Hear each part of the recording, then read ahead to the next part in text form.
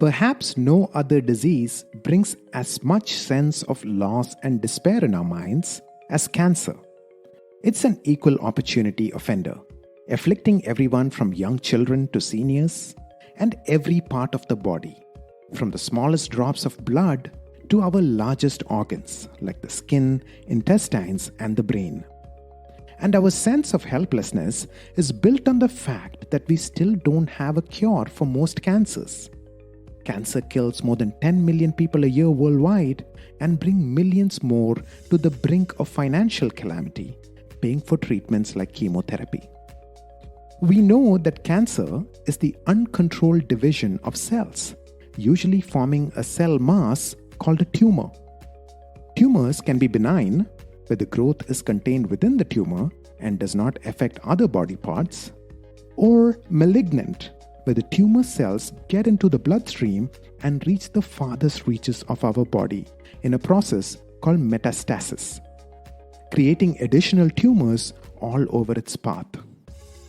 In general, cell growth and division are normal and beneficial things for our body. But as important is for this growth to be controlled, and for cells that become old and damaged to die a natural death.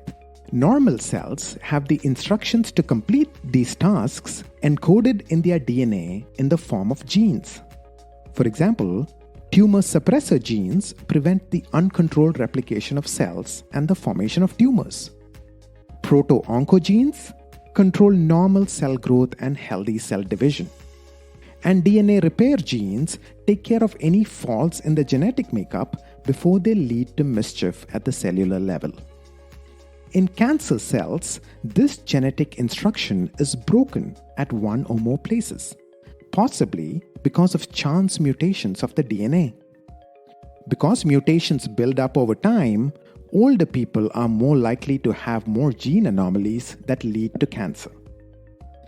Cancer cells are also adept at bypassing a second line of defense in the body.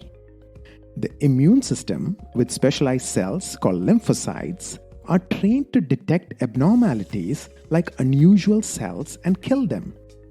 But for reasons not yet fully understood, cancer cells can mask themselves from these lymphocytes and thrive beyond the reaches of the immune system. The most promising cancer treatments of today target the cancer cell's ability to evade our immune system. This field, called immunotherapy, relies on biological drugs like monoclonal antibodies that attach themselves to cancer cells and in turn signal the immune system to attack them. Compared to traditional standard of treatment of chemotherapy, which relies on chemical drugs that attack all fast multiplying cells, immunotherapy drugs are much more specific and have much less side effects like weakened immunity and hair and weight loss. There are over 100 types of known cancers, and they're usually classified based on the type of cells that are affected. Cancer develops most frequently in epithelial cells that line the surface of organs, as opposed to the muscle and tissues inside the organ. Cancer of the epithelial cells is called carcinoma. Less frequently, cancer called sarcoma can also affect the soft tissue and muscles within organs and body systems. Leukemia is the cancer that affects blood-producing cells of the bone marrow. Lymphoma is the cancer that affects the cells of the lymphatic system transported along the lymph nodes. Then there's melanoma, which affects cells that produce melanin for the skin, myeloma that affects plasma cells, and cancers that affect nerve cells, both in the central and peripheral nervous systems.